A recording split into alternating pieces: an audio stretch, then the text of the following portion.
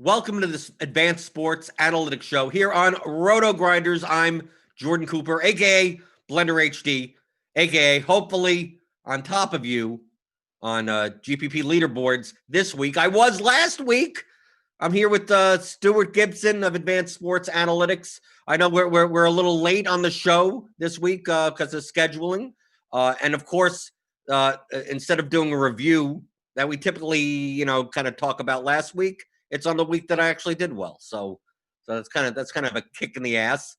Where you get the right stack and the right 3% one off, you place a lot of lineups up there, and I think the last week's review was that, as expected, the Seattle-Miami game was even more overowned than I thought it would be, and Russ didn't cook. Yeah, I mean, we can do a quick. I didn't realize you had a big week last week. What was the? It wasn't like huge. I mean, I just placed a lot of I like top like a 6th place in one and a 12th, and then since I had a lot of the similar stacks and 2v2s. I had a whole bunch of lineups in like the top 50, top 100, and in these large field GPPs, like it's a $9 entry that turns into $500, but you have like when you have 6 or 7 of them, it all adds up over Yeah. the course What, of your life. what was kind of the prevailing mix that got you up there towards the top with some of those? Pretty much being overweight on the Dallas Cleveland game, the Dallas stacks with CeeDee Lamb or Dalton Schultz, and then the OBJ run back, and then also being I 25% Mixon because once I saw that Q tag that people were going to overreact to, I'm like, okay, I'm all on board these cheaper under 6K running backs. So I'm way over on Ronald Jones, way over on Mixon, way over on anyone in that range. So like those combinations just kind of bubbled to the top. So I mean, that was like 15% of my lineups in total. So, I mean, all those lineups did pretty well. And then I had so much Robbie Anderson as leverage off of DJ Moore. And it's not like Robbie Anderson needed one more yard for the bonus, but he outscored DJ Moore by nearly 10 points. So that helped out also. Very nice. Nice. I didn't do that much GPP last week, but did some single entry stuff with like Jackson Andrews stack, which worked out pretty well. But I forget exactly what I did with some of the other pieces. I guess not that well because it wasn't any sort of like. Well, if you didn't have Dak throwing for 500 yards at your quarterback spot, you were kind of dead. Yep.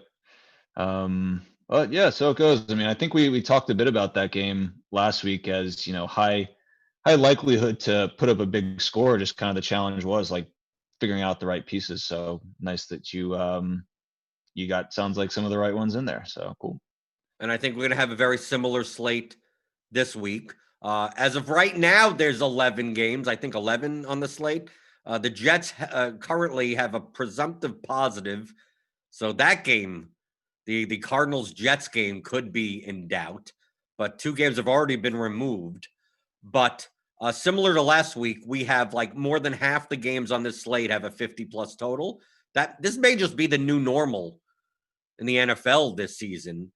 And I think based on recency bias, I mean, it's probably a good game anyway. That in the 3 of the 4 weeks of this NFL season in DFS, if you just stack the Cowboys with their opponent, you won. So with the Cowboys and the Giants, 54-point total, Cowboys 31.75 implied. This is going to be the chalky game. Even though that we have plenty of games that are 50 or over, according to your top stack type of percentage, who's going to score the most points? Do you think that although the Cowboys are running the most amount of plays even in neutral game scripts, do you think that people are just going to go a little overboard on this Dallas passing game? Because Zeke is also going to be popular also. So there's like the leverage of switching over and just playing Zeke.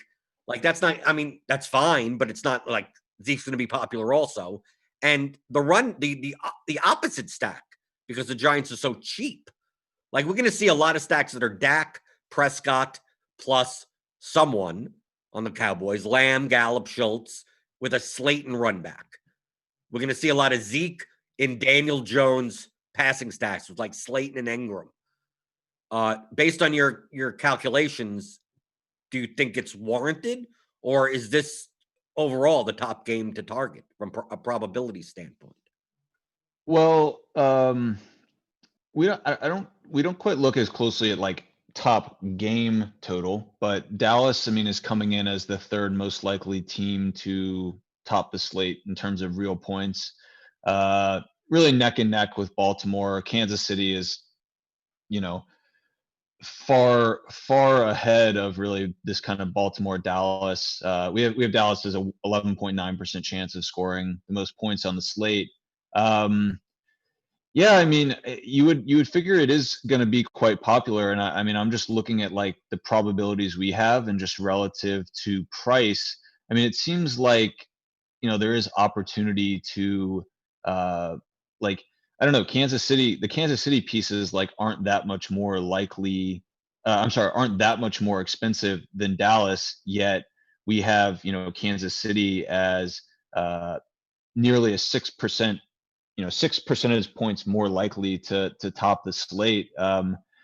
If I've never been great at like kind of projecting, ownership and where kind of the popularity is going to be, but if you think that Dallas is going to be super popular, I mean, it seems like there might be an opportunity to just move up, pay a little bit more to get to like the Kansas City guys.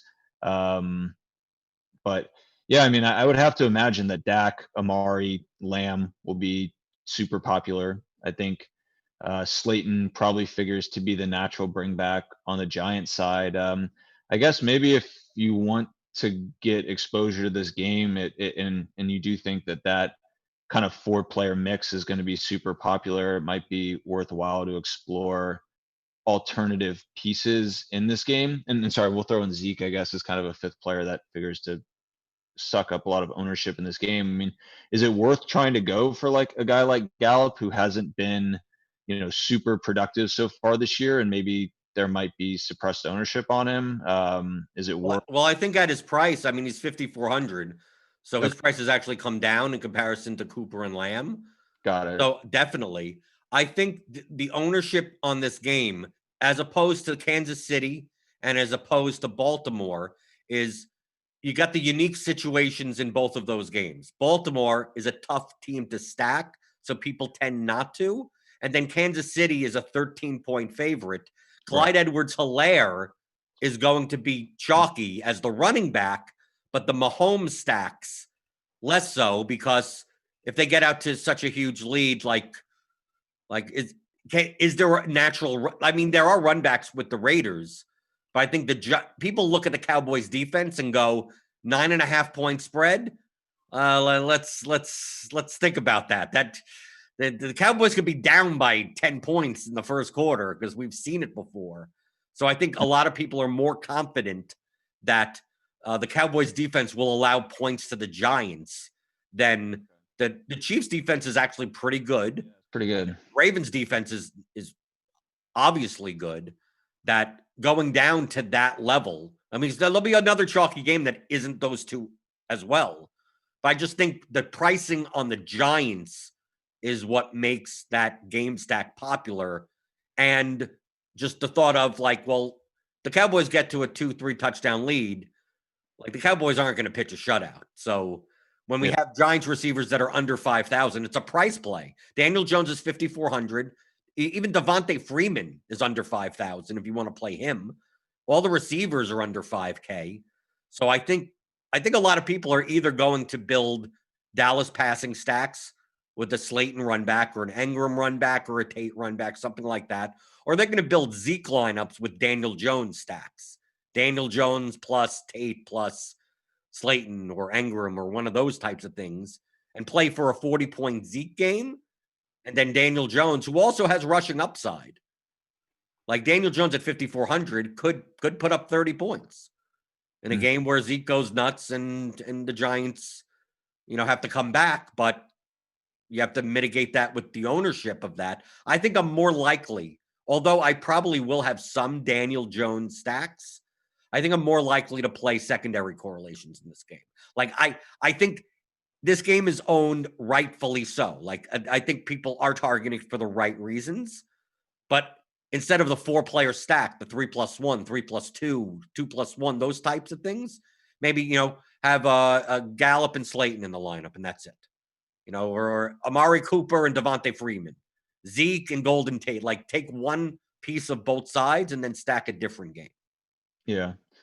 Yeah, I mean, it's interesting you mentioned those concerns with kind of the Baltimore, Kansas City, that there's maybe a lack of not so much a lack of firepower on the other side, but just that those two defenses are tough, making bringbacks in those games a little less appealing than this Dallas game. I mean, would a feasible strategy be to like do like a Baltimore, skinny kind of onslaught stack where you just don't try to bring back the other side and maybe just go small in Baltimore, like, Lamar Andrews, Lamar Brown, and then, it's like you're really actually stacking up, more of this Dallas New York Giants game, but you just don't have the quarterback essentially, and you're maybe pulling your quarterback plus a receiver from another game, and maybe you could even do I don't know. I mean, would it be silly to just do like 2+2 without the quarterback in that game, or would you want to restrict it to like 2+1 or 1+1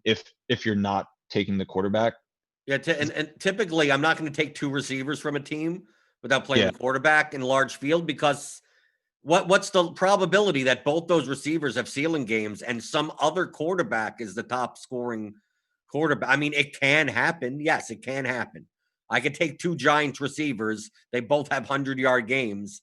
But I mean, Jones is 5,400. How do they both have that big of a score for me not to get paid off? Like, Lamar Jackson would have to go for like 50 points. I mean, like Yeah. another quarterback, it's because of the price of the quarterback. Dak, I'm not as concerned about because he's much higher priced. It's more the fact of, do I play two Giants receivers for a ceiling without playing a $5,400 Daniel Jones? That just seems so unlikely. How does that correlate? How do both of them get there without Jones at that cheap of a price paying off his salary? That's Mhm. why I like your sentiment on the Ravens.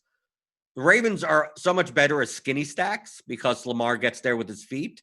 So to pair him with Brown or Andrews makes the most sense. But still, I'd want to have a run back, and I think the cheap run back for the Bengals is T. Higgins because he's Mm. under 5K.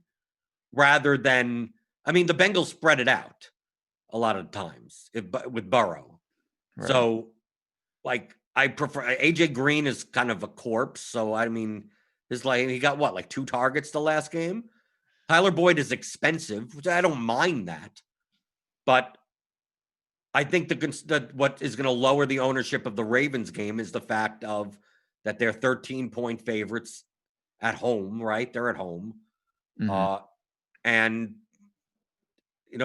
can the Bengals hang with them? Is the Ravens defense too good?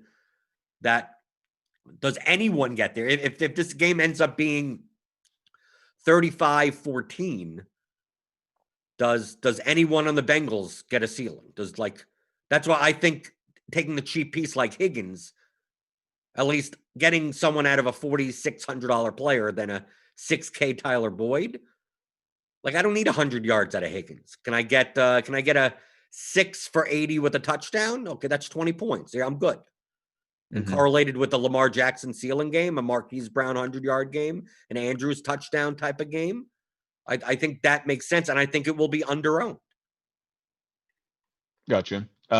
You mentioned, we've talked a bit about the Dallas receiving pieces, and obviously Zeke, figures to be a popular play. Is there any routes to a Dak plus Zeke plus Dallas receiver being part of a winning lineup, or is that? I mean, the data would suggest that there's not very good correlation there. I mean, but from in an attempt to just do something that maybe the majority of the field who's playing Dallas won't be doing, is that? I think people will be doing that. I think you'll see lineups like that, and I think it's a mistake.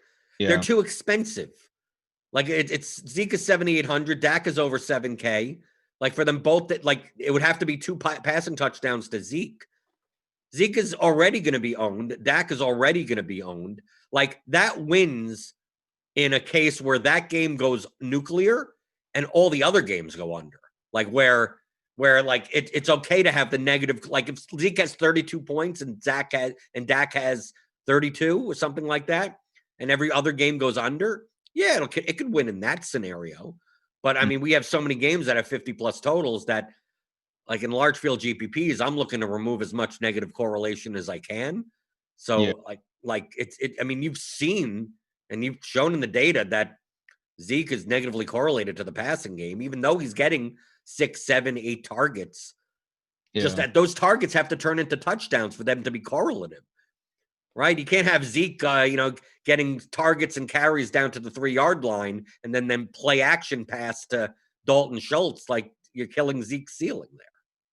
Yeah, and it's been that negative correlation's been particularly bad this year. I know we're only working with 4 games, but like I'm just scrolling through our correlation app now, and dating back to 2018, he's actually got like essentially no correlation with Dak and Cooper. But when you truncate to 2019 and 2020, you tend to see it skew more, slightly more negative. And then here in 2020, I mean, that has been crazy. Dak's been getting a lot of rushing usage close to the goal line, and that type of stuff is, I think, would really, is really going to kill like any possibility of Zeke Dak, working together in conjunction. So, yeah, I guess if you think the field is going to actually entertain that option, yeah, maybe good to let them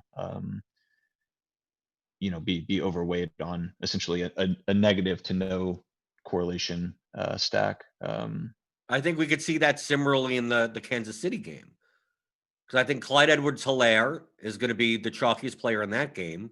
But it's not like Mahomes is not going to get any ownership. It's not like Kelsey or Hill aren't going to get any ownership. So I think even though CEH catches passes out of the backfield, I mean, from a goal line perspective, Mahomes at his price and CEH at 6,800, like I would never play them together. Like Daniel Jones and Devontae Freeman are 5,400 and 4,600. Like I don't mind the negative correlation because they don't need 40 points. I mean, like together they could get there, but like Mahomes and CH, the thing I don't like about the Kansas City game is that you've shown in the data that Tyreek Hill and Travis Kelce are typically negatively correlated. So the Yeah. stack, so to me, the leverage stack in this game is Mahomes plus Watkins plus or Hardman even plus either Hill or Kelce because one, you're not playing Hill and Kelce together. Mhm. They're both expensive also, so it's harder for them both to hit ceilings at the same time with Mahomes. And then you're getting natural leverage off of the running game that's going to be popular, the CEH chalk. And based on our ownership that we have, I mean, I think they're going to be underowned. I think the problem in this game is, do you think the Raiders can keep up with the Chiefs and how that's going to happen? I think Henry Ruggs is going to be back for this game. So we don't have as much of a condensed target share like we had last game. Waller is probably still the top target. I'm not sure Jacobs is that correlated in a 3+1. Typically, if Jacobs has a big game, it's because the Raiders are leading. Mhm. Hunter Renfro isn't going to be on the field as much with Ruggs back. Aguilar is not going to. I mean, like now they have a lot of pieces there. None of them are that good. But I mean, if you're going to play Hill, if you're going to play a stack of like Mahomes, Watkins, Hill, it leaves your tight end spot open to play Waller as the run back in that versus playing Kelce and then playing a 2 tight end lineup, which I don't think is beneficial in large field contests because tight ends just don't have access to high ceilings as other players do. Mhm. So what do you think of that when you have, you have the Chiefs as by far the most likely to put up the most points? But is this a type of case where it's completely valid to just stack one side of the game and just hope for just a complete drubbing? Yeah, I mean, I think it kind of depends what pieces you choose. So I'm looking at kind of how Hill and Kelsey correlate with some of those secondary receiving pieces as well as the opposing offense dating back to 2018. And I mean, Kelsey's had essentially no correlation. Let me find, I mean, 0.02 correlation with opposing offenses. So, um, I do wonder if you could get away with just a skinny Mahomes plus Kelsey and nothing on the Las Vegas side. Although it does seem tough. I mean, because those guys are pretty expensive, such that like you really do need them to have a pretty big output to warrant the price tag, and I guess they really only get to that super high output if Las Vegas is functional and kind of pushing them on the other side. Um, I don't know. I think like Waller is to me always an intriguing play and a guy that I'm typically pretty high on. He's kind of hot and cold at times. I do like a little more going with Hill. He just seems to have better correlation properties with the opposition, and also better correlation properties with some of the secondary receiving pieces. Not so much Sammy Watkins, but like Hill and Hardman have pretty good positive correlation. I think that's an area you could look. You mentioned Ruggs coming back. I think we don't really have much data on him, so it's hard to really, you know, we're really just speculating on kind of what his relationship is with production of the offenses. But I mean, typically, you have a guy with his kind of athletic uh, plus downfield kind of player profile. That is typically a guy I think that we would expect to correlate well with opposing offenses. If he can catch a deep strike and kind of turn the ball back over quickly to the opponent. I do think that would be a viable route to go. But yeah, this game, just because of the negative correlation among Kansas City receiving options, and somewhat limited, weapons on the Las Vegas side, aside from Jacobs. But I think we agree he's not really a guy that you want to bring back in many games. Yeah, it does kind of feel like a game to be interested in a like yeah, you don't want to get too many pieces from this game the way we feel with like the Dallas New York game. Right. Well, you could just choose not to stack it. You could play just don't play Mahomes, because Mahomes at his price needs to put up 300 yards and 3 touchdowns. So Hmm. I take a look at that and go, if he needs to put up 300 yards and 3 touchdowns, well, I need to take 2 pieces with him. So if he doesn't put up 300 yards and 3 touchdowns, I'll take the one guy that does well. You take Yep. one of the receivers, and you don't have to you could just play all these guys as one-offs. Like CEH is going to be a one-off. You don't necessarily have to do a secondary correlation, although I would consider Tyreek Hill and Darren Waller. Like Hmm. Kelsey and Waller are just, I can't put them together because I'm not going to make a 2 tight end lineup. Yeah. So Hill and Waller, Watkins Waller, Hardman Waller, something like that. And I think that tight end, they have there's a bunch of good options on the top end of tight end that Waller's not going to be. I mean, we have Waller currently on RG at 5% owned. So like if Waller put up a 100-yard game and a touchdown, like you're never shocked, right? I mean, Yeah. so at 5% ownership, I mean, Kelsey's going to be twice as owned Yeah. to And play a Hill Waller combination. when you have Kittle on the slate too in San Francisco, another pretty high total game, like yeah, I could see Waller going a bit under owned. He's always a guy I like, just shows up well in our models. He'll probably be a little suppressed this week with the return of Ruggs, but yeah, still, I mean, we've seen him already this year put up at least one kind of, I guess, showdown slate breaking game. But I mean, the guy is susceptible to go over 100 yards, I think, any week. So yeah. Okay, so we talked about what should be the chalkiest game, the Cowboys Giants. Talked Hmm. about games that that have high totals in your model, right? The Chiefs, the Ravens. What game do you think is going to be the next chalk? I mean, I Uh, know the answer. I'm just trying to, because Houston. Stuart, you typically don't pay attention to the ownership, so sometimes you get surprised. Yeah, Of yeah. kind of like, what do you think the game that's going to have the next amount of ownership out after the Cowboys and the Giants? Houston, I could see being popular. I could see people really liking again the Miami side of San Francisco, Miami. I don't know. Those would be my two guesses. And you'd be wrong.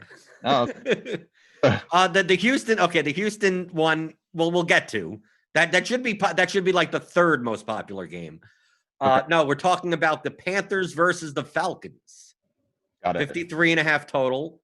Uh, we have okay. Let's see. I've breaking news. Even though you're probably listening later, Julio Jones will run, and if he has strength today, he'll go Sunday. If not, he won't. So they're testing him today. So we'll know. It won't be one of those things where, we'll have to see the inactives. But if Julio doesn't play, we got Mike Davis on the Panthers, who has not been priced up enough for the role that he has, which is essentially Christian McCaffrey. So he'll be popular. The Panthers, the Falcons defense is horrible. The Panthers wideouts are still 6K. So they're going to garner double-digit ownership. Teddy Bridgewater may have a little bit of ownership because the stack makes sense. Then we have Ryan at 6,100 at home in a dome, coming off a bad game. And if Julio Jones is out, Ridley is probably efficiently priced at 7,500. Still a good, you can still play him.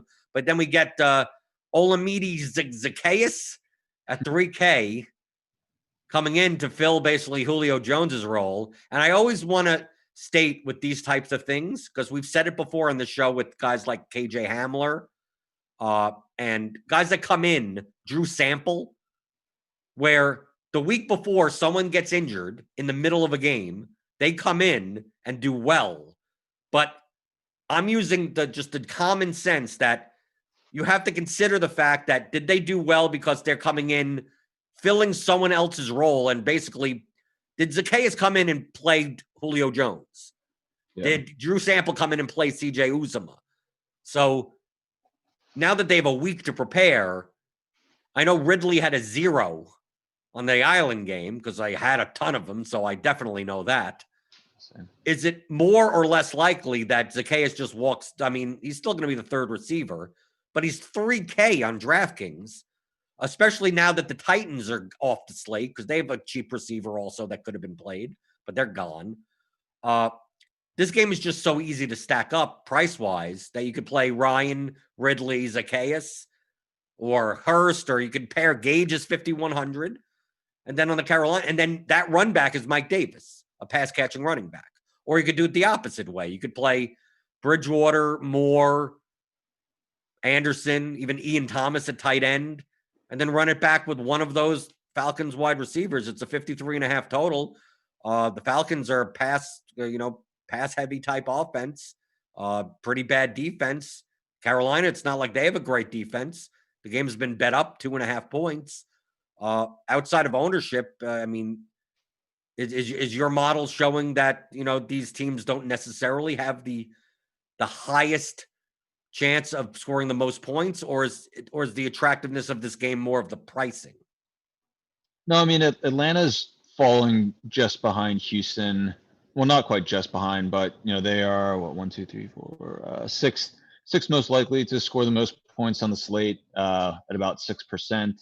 Yeah, I mean, I think you just have two bad defenses going against one another, and certainly on the Atlanta side, an offense that skews pass heavy. On the Carolina side, like Davis is really attractively priced and has a great role.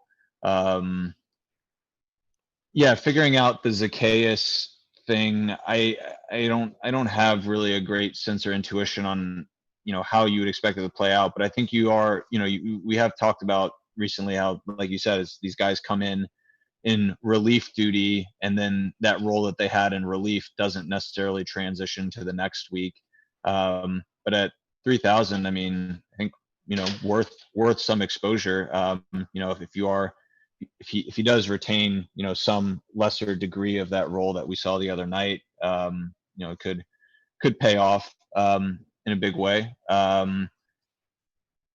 That's only if Julio doesn't go. I mean, if we see that Julio is good to go, even though he may not technically be good, he's good to go, meaning that he could play a quarter and end up injuring his hamstring again.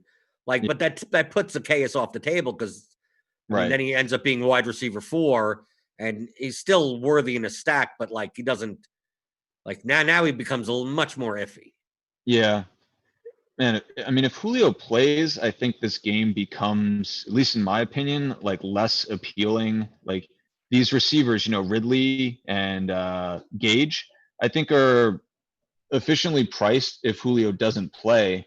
But if he does, they feel like 7.5 feels pretty expensive for Ridley if Julio's in the lineup. 5-1 to me feels a little expensive for Gage if Julio plays. And then on top of that, there's just like this whole thing of figuring out, it seems like only one of Ridley or Julio is able to have a big game, or in the case of Monday night, it seemed like zero of them. It just, if Julio does go, it seems like the waters become murkier. The price tags on guys like Gage and Ridley become less palatable. I don't know. Am I crazy to think that if Julio does go, this game really loses a lot of appeal? And if he's out, like the appeal of this game is conditional on kind of Julio not playing? Well, I think it loses more appeal on the Falcons side. Okay. Because I still think that you could play Panthers stacks without Mike Davis. So that's natural leverage off of probably the chalkiest running back on the slate. You're playing the passing game, even though Davis does catch passes. Because if Julio plays, like, you could play one of them, like you said, like, they're all efficiently priced, which means someone could hit a ceiling. Sure. Do I want to play two of them in a lineup? Maybe not. So, like, if I don't want to play two of them in a lineup, how do I play Matt Ryan? Like, do I play Matt Ryan as a skinny stack with Calvin Ridley or something like that? I don't know about that. I mean, I guess you can. He's 6,100. He doesn't have to go absolutely nuts to put up a ceiling. But no, I would agree with you. The main focus of the Falcon stack would be that you get a 3K receiver in there as part of your stack, and you're able to now, you could spend up in the rest of your lineup. You can make so much better correlations in the rest of your lineup using a 3K receiver. Yeah, because there's no way I'm playing Ryan, Ridley, Jones. Like, I'd rather, at that point, I might as well play Mahomes, Kelsey Hill. I mean, like, if I want to pay that much, let me pay for a better team. Mm-hmm. Does Gurley enter the equation in any way for you? No, he's touchdown variance. He's the definition of touchdown variance. Play him in a Panthers stack, I guess. I mean, yeah. I mean, it's just his ceiling is all dependent on touchdowns, and like I'm going to take a look. I mean, it's not like he's going to be owned much. I mean, he's got to be down there. Yeah. Monday night when he got 2 touchdowns and like didn't even really have like an incredible game. It worked in the kind of 2-game slate format, but on a full slate, it's like he would have to go something crazy like right. He doesn't catch enough passes, and he doesn't get 100 yards. He's going to be 7% owned in our projected ownership, but that's still too high in my opinion. He's just he needs to score 3 touchdowns on a slate this size for me to even be worried about him at 5,700. Mm-hmm. Okay, and lastly, I mean, we have seen kind of DJ Moore's price steadily decrease, Robbie Anderson's price steadily increase, such that they're essentially the same price now. Anderson's 100 less. I mean, do you feel that this the kind of convergence of their prices is warranted, or is this just like a good buy low opportunity on DJ Moore? Or are we really feeling at this point that the presence of Anderson has I mean, does it feel like this kind of price similarity is warranted? Or No, I think that they should be the same price. It's just that what we assumed their roles were based on their previous usage has been reversed. We always thought of Robbie Anderson, like on the Jets, being the deep threat. Like, oh, you can play him in GPP, he'll get 4 targets, and he could take 2 down to the house. DJ Moore, we thought of as, the guy that gets 10 targets, but like they're all 8-yard targets. I mean, like he needs to get a bunch of volume and a touchdown. And it seems like they're playing them the opposite way, where Anderson is getting more of the medium routes and Moore is getting the longer routes, but from an opportunity standpoint, they're about equal. Just a matter of DJ Moore has been on the negative side of variance in games, and Anderson's been on the positive side. So we have a projected ownership, Robbie Anderson at 18% and DJ Moore 12%. I know last week I was the reverse because to me, they're about the same. So I'll play the guy that's lower owned. Last week, the lower owned guy was Robbie Anderson. This week, the lower owned guy is DJ Moore. So I'm much more likely to play more this week And especially, I could see playing either of those two guys in cash games, but most likely I don't play either of these guys with Mike Davis outside of a game stack. Gotcha. Right. I don't see myself playing Mike Davis and DJ Moore in a lineup that doesn't include Teddy Bridgewater in it. Mm-hmm. Makes sense. One thing I'm kind of looking through like some different volume metrics for these guys, and both of them took a pretty big nosedive in terms of snaps last week. Carolina was playing from a noteworthy lead. It doesn't really seem like that is too big of a concern this week. It looks like Carolina is on the underdog side. I just think that is interesting that both of them seems like Carolina, if in the lead, at least based on the data from this year, looks like they might tend to want to be a little more run heavy if in the lead.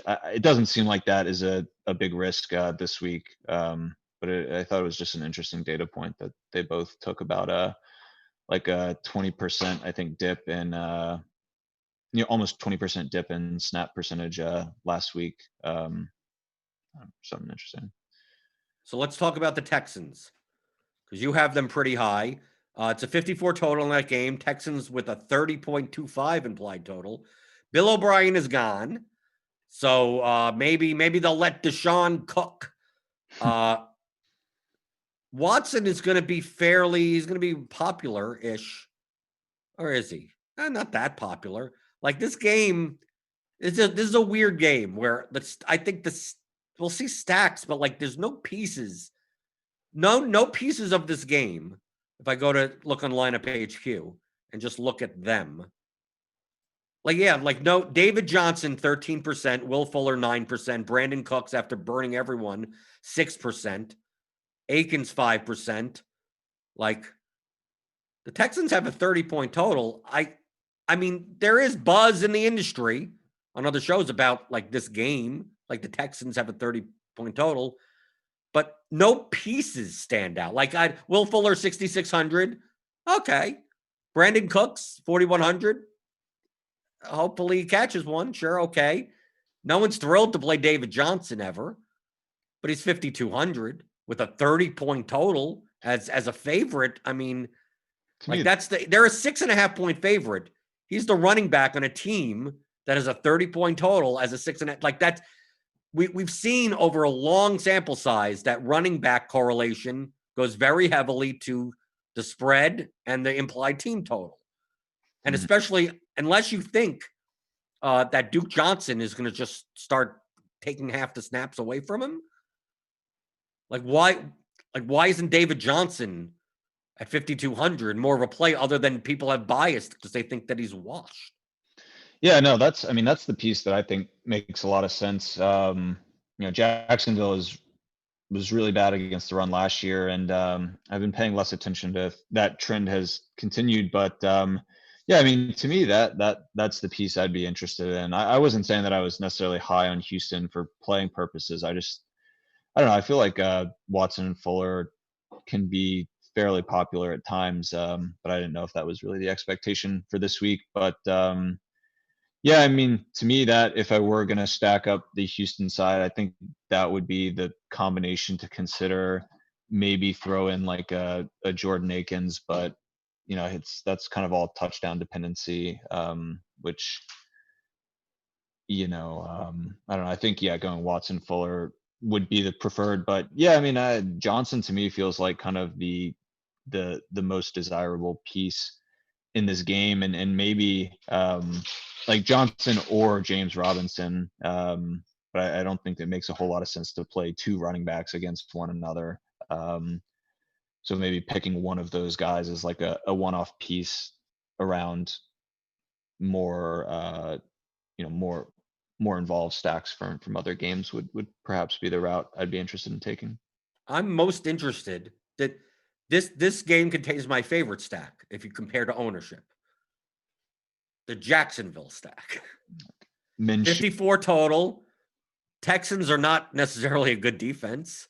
Right. It's they have a 23.75 implied total. It's higher than the Giants. It's almost as high as the Panthers. I mean, like if you're going to take like Fuller on one side or DJ on one side, like what's wrong with Minshew, Chark, Chenault? Yeah. Or if Chenault's not playing, you could play Conley or Keelan Cole or Tyler Eifert in a tight end spot. James O'Shaughnessy. I mean, the problem with the Jacksonville Jaguars is that they have, like, outside of Shark and Robinson, like all of their second, like any one of these guys could go off for 4K or something. You're not sure which one, but the ownership on these guys is just like nothing. Like Minshew's ownership is 3%. I mean, DJ Chark 8%, Chenault 2%. If the Texans, if they this game goes over and it's a shootout, like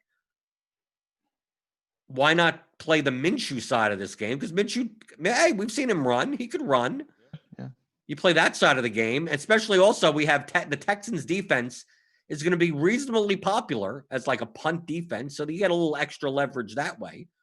I'm not saying it's a high probability chance. I'm assuming in your model that they're showing not high at all. But from a correlation standpoint of the game, that if the Texans go up and it's a close game, like if the Texans go up by 3 scores, it's DJ just pounding the ball. I mean, then they're probably just going to run the ball, try to just get a win, right? Just to make sure that they don't make any mistakes.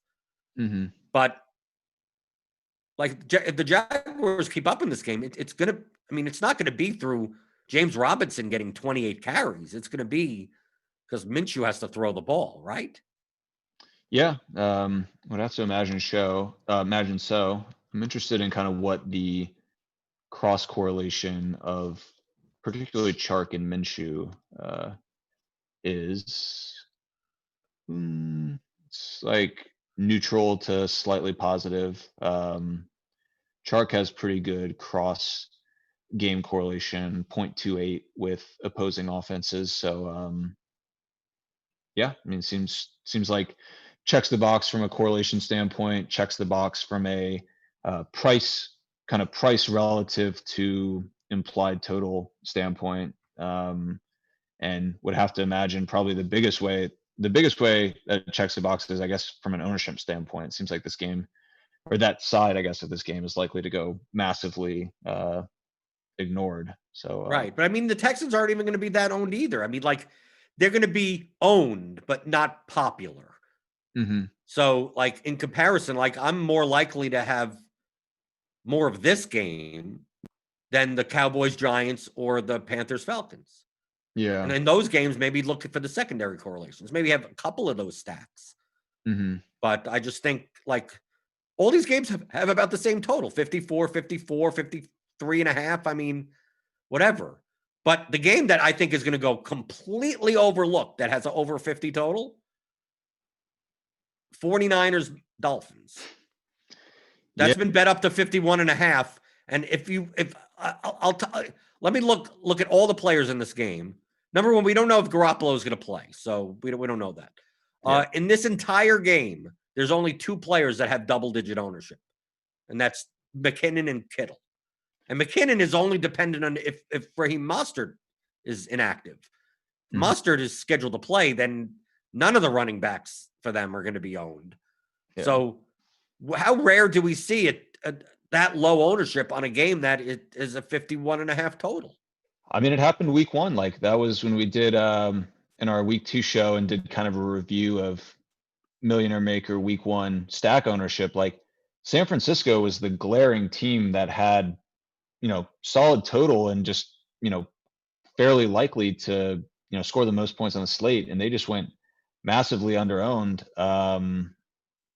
Yeah, I don't know. I think it's probably just people still cling. It's just like San Francisco is perceived as being so run heavy. I guess maybe that's why people gravitate away from them. Maybe there's not much trust in Garoppolo. But yeah, I mean, we have San Francisco as the 4th most likely to score the most points on the slate, 10%. And like I just have done just simple kind of salary addition of the quarterback plus 2 most expensive pieces on a particular stack. mean, San Francisco, 10% likelihood to score the most points on the slate. If you do Garoppolo, Kittle, Samuel, 17.4K compared to Dallas, which is 2 percentage points. So, 20% more likely to top the slate relative to San Francisco. They're $3,500 more expensive of their quarterback plus two, biggest pieces. Like, it does just seem like a really excellent opportunity to get high total likelihood relative to price. I guess really the thing with San Francisco that you have to stomach is potential for it to come majority through the ground, which isn't really ideal for stacking. And I don't know, but like I don't think San Francisco, if they achieve that total through the air, like I actually don't know that it's that difficult. I mean, you have to imagine a lot of it's going to come through Kittle. I guess the decision with San Francisco to make is, do you do like just like, let's assume Garoppolo plays. Do you do like just Kittle Garoppolo, or do you try to, add like a Bourne? I'm sorry, like a Debo or an Ayuk. They're I think another team that kind of seemed to me at least appealing in a skinny stack capacity, perhaps less so as like a full, 2+1, or I guess what, 3+1 you count quarterback stack. But yeah, I mean, they're well priced, high total. Well, My why not the other way? Like, I'm thinking in the other way. I think the problem with the 49ers is that, like, they could get there in multitude of ways. It could be spread out and like no one has a ceiling. It's like 49ers put up 38 points, and then you look at the scores and no one has more than 20. And then you go, like, how did that happen? Yeah. Miami, on the other hand, in games that, if this game's going to shoot out, we have the shootout artist, which is Ryan Fitzpatrick on the other side. He was mega chalk last week. Devontae Parker was mega chalk. Devontae Parker projected ownership is 3.7%. Isaiah Ford is 3,500. He's 1.5%. And I think people don't realize that he's playing more of the slot routes than Gesicki is. So paying $5K for Gesicki may not be the best option anymore. Gaskin's 4.8K. Like, these Dolphins are cheap. And you could play a Dolphin stack. You could play Fitzpatrick, Parker, Ford, or Gaskin even, and run it back with just Kittle, where Kittle has a monster game, but it's, Garoppolo is not the highest scoring quarterback. And like, it just seems odd that last week everyone and their mother against the Seahawks wanted to play the Dolphins in a game with the same type of total and a similar type of spread. And now that it's the 49ers, who half of their defense is injured, so it's not like they're the greatest of defenses anymore. Mm-hmm. Like I know they have a low total. I mean, it's 21.25. I mean, they have one of the lowest implied totals on the slate. I mean, the Bengals are lower.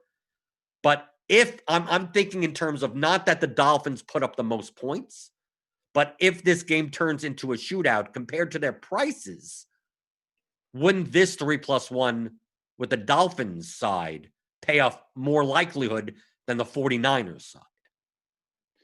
I guess so. My fear that, like we discussed last week, like I was shocked last week when I just looked at Fitzpatrick's cross game correlation. Like, I would expect that he's a guy who, when he has a monster game, the opposition does too. But the data would suggest that that's like not really the case.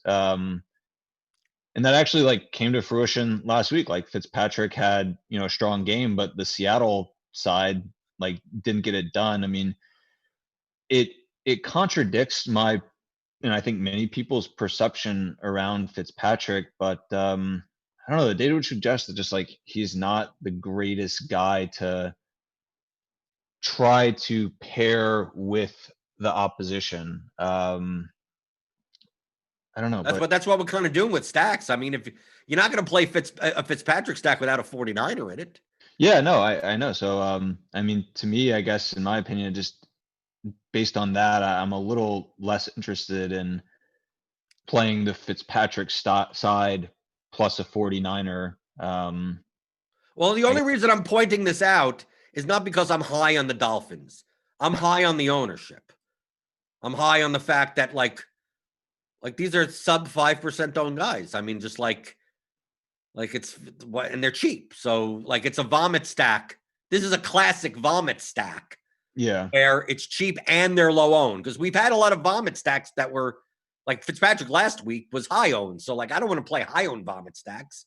I want to play low owned vomit stacks. So in a game that has this total, like why can't like Daniel Jones giant stack qualifies at the same price, and that stack's going to be 10 times more owned than the Dolphins stack. Is that, to me, that's not efficient. Like, yes, I think the Giant stack is better than the Dolphin stack, but not 10 times better. Yeah, that makes sense. I would agree. I think, yeah, Giants. Still a low probability play. Yeah. And so with that, I mean, you'd kind of just be focusing on Kittle, I guess, as the bring back, or I mean, or Kittle or McKinnon if Mostert doesn't play. Okay, sure. Like sure. I'll play the running back, because I mean he also catches passes, so I don't care. Yep. And to me the stack doesn't matter that much if Garoppolo plays or doesn't play. I don't care. I don't care who's the quarterback. Yeah. I never care who the quarterback is. Just the guy that fills a slot that's correlated with my receivers. Yeah, this is the pilot show for quarterbacks don't matter. Right, exactly. Well, for DFS purposes. Yeah. Okay, so to wrap things up, those are the games that have the 50 plus totals. Do you see anything interesting in the games with lower? Because we have a couple of games that have lower totals than that.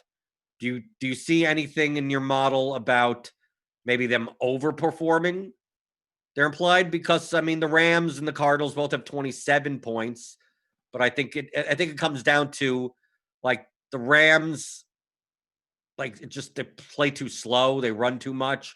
Washington is, I mean, can they keep up or anything? The Browns, Colts, that could be a run fest.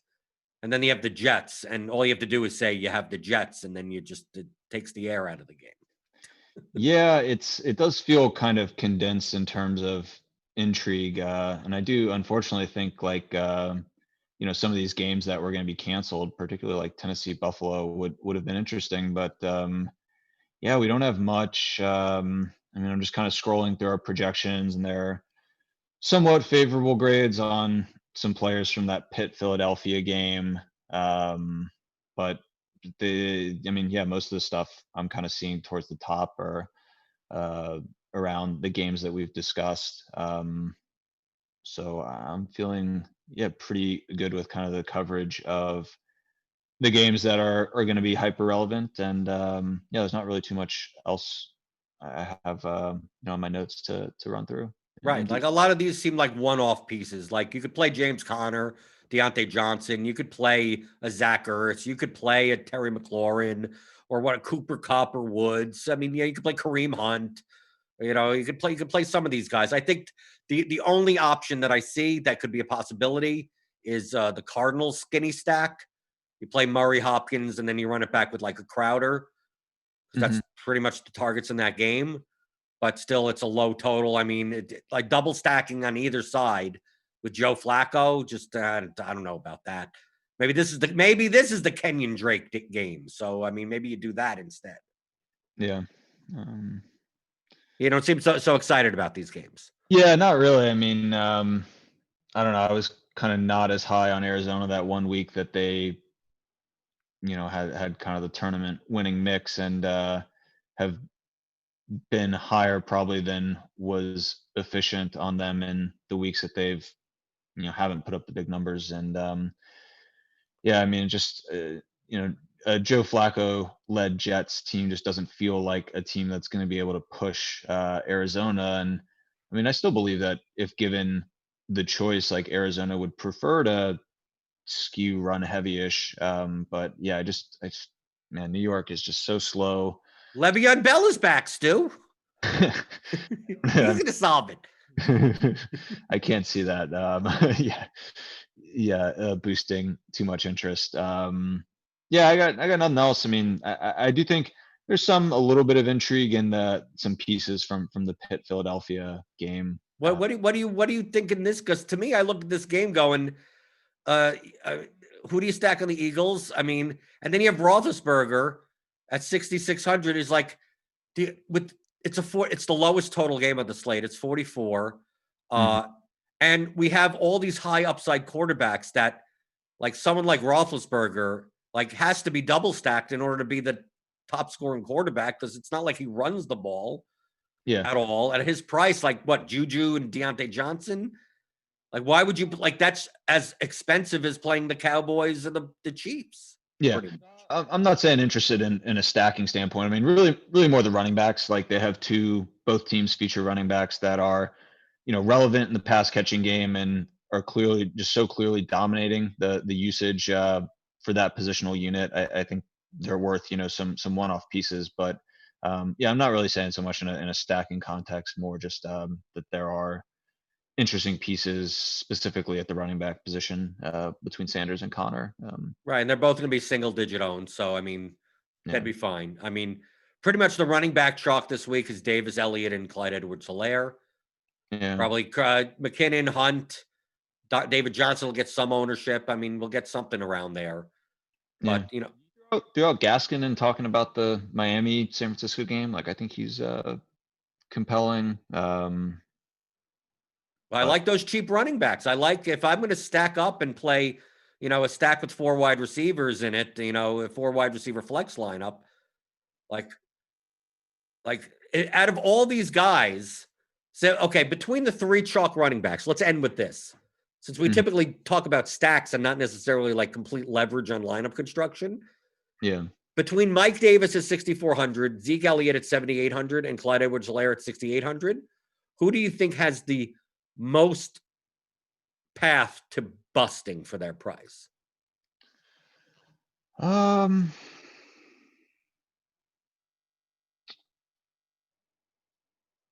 I think it's CEH. Oh, CEH. Okay. I was going to say Zeke just because he's the most expensive. I was tempted to say CEH has the most path for busting, but he's like not priced that much more than Davis. Well, I think a better way to phrase the question is that when I mean busting, which one of them has the most likelihood of a 5K running back matching their score? So like, as far as like, if David Johnson puts up 20, if Drake puts up 20, if Connor puts up 20, like if Clyde Edwards-Helaire puts up 20 at 6,800, and I could have gotten that 20 points for 2K cheaper, to me, that's busting. Like a cheaper running back put up their score. I just think that Zeke has the ceiling that he could put up a score that no running back can put up. He could have 3 touchdowns, 100 yards.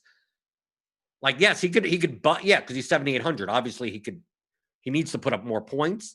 I just think in comparison to the slate, I think Zeke has the highest ceiling.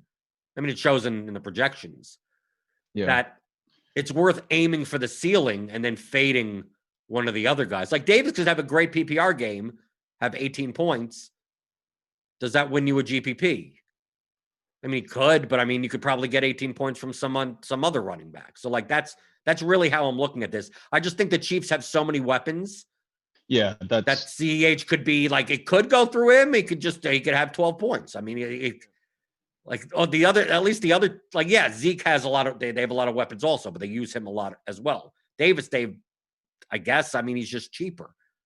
I just see CEH could have a game where he has 32 points. And then if he has a game of 32 points, that means Tyreek and Kelsey didn't get there. But if Tyreek and Kelsey get there, like we've seen this year that, if he doesn't get in the end zone and he's not going to get 4 or 5 passes out of the backfield, he could touch the ball 20 times and still only get 12 points. Yep. Well, our projections as of now would, I think, agree with you that we have Davis and Elliott projected as the top 2, per dollar values at the position, and Edwards-Helaire towards the top, but below guys like Robinson or Gaskin or Sanders on a per dollar basis. So not so much raw, but so it sounds reasonable to me. Right, and everyone out there, you can get our projections here at Rotogrinders by signing up to Premium. Core 4 Premium. You can use the code in the description of the YouTube video. Rotogrinders.com/media/ASA. You'll get $5 off your first month of Core 4 Premium. That's NFL, NBA, MLB, PGA, everything. Lineup HQ. You could build a million lineups. We have Roto Academy videos. If you don't know how to use Lineup HQ, I've done a ton. Me, Britt, Divine, Toe Tag, and Tambo. We've done a ton of how-to and tutorial videos, even with the NFL process. Like there's literally a 2-hour video of me and Tambo going through exactly how we use Lineup HQ from start to finish. It's a 2-hour long video. You get it with premium. So sign up, rotogrinders.com/media/ASA. The link is in the description. So Stuart, good. I'd wish you luck this week, but I'm going to wish myself luck first, then wish you luck second. Hope you're going to have time to play some larger field, or because we talk primarily of large field GPPs, not necessarily single, like in single entry. I don't think I'm playing a Ryan Fitzpatrick stack, and I don't think I need to get that like weird. But since if you play single entry, I could definitely see landing more on the chalk. Yeah. Well, I'd love in future shows, and I should probably, before embarking on this in a future show, maybe do some kind of just exploratory data analysis. I would be very interested to hear kind of how your strategy deviates when thinking about these smaller field, entry capped, 3 entry, single entry, or even like the 20. I kind of like the 20 entry max tournaments. I would be interested to hear kind of how your strategy deviates when thinking about those. The main thing, I'm not going to go deep into it right now, but the variables that we look at GPP at tournaments is field size, and that'll dictate what score you have to put up, essentially, and ownership. And we use ownership as a perspective, like we're quoting numbers that are primarily for large field, but like if Mike Davis is going to be 28% in a large field contest, he could be 40% in a single entry contest. Ezekiel Elliott could be, instead of 24, he could be 32. So now you have to tailor your lineup construction towards, is Mike Davis worth playing at 40% ownership versus playing at 28% ownership? So that's the only difference of like the leverage opportunities are so much higher in single entry and 3 max contests because people tend to play chalkier lineups. So you get more leverage by not playing. Like if you were to decide to fade the chalkiest player in single entry and then just build the best lineup, like that wouldn't be that bad of an approach, because typically the most owned players are also the most over owned, and the least owned players are even lower owned than they would be in the large field contest. So really, the show that we've gone through with all the correlations and what stacks is, you're staying the same. It's just that I could still play I could play a Daniel Jones Cowboys game stack and then fade 2 of the chalky running backs and then be fine. It's a smaller contest, or I could do the reverse. I could play the 3 chalky running backs and then play an off the board stack, because they're going to be much less owned because the chalk stack is going to be much more owned. So really that's the only difference, is that that's why looking at ownership, it really depends on the contest that you're playing and not just some one like average thing as a whole. Okay. Cool. Yeah. I'd love on some of the future shows to, have some consideration for, how we might be, we do focus so much. I know Brandon particularly likes these kind of large field tournaments, but I would be interested to hear kind of, how strategy shifts around a little bit for some of these other tournaments. But right. And if you have any questions out there, we normally go through some of the high total games and the correlations and the stacks. You could tweet me at BlenderHD or Stuart at Start Gibson. If you want to start with him, you start with Gibson on Twitter. He will reply to you eventually. He will see your tweets once in a while. Twitter, the ASA Twitter is a good resource, and we try to, showcase some of our tools there, and with, a mix of showing the tools, but also some thought around those tools and kind of how that could be incorporated into construction. So you can find us there or at the website, advancedsportsanalytics.com. Another good place where we have some resources and stuff there. So check it out if you're so inclined. Okay. So for Stuart Gibson, I'm Jordan Cooper, and that has been the Advanced Sports Analytics Show here on Rotogrinders.com.